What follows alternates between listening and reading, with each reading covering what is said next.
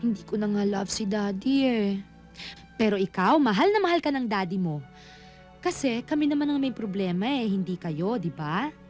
So, iba ikaw at si Daddy, iba yung si Mommy at si Daddy. Hmm?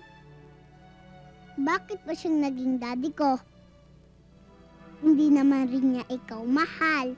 Nagsasalita ba siya sa'yo ng masama? Ay naku anak. Eh kung yun ba naman ang ikaliligaya ng Daddy mo eh, may magagawa ba tayo? Kasi, mga bata pa kami nun eh. Akala namin, pag-ibig na yung nararamdaman namin. Yung pala, hindi pa. Sabi ng classmate ko, ako daw illegitimate. Ano?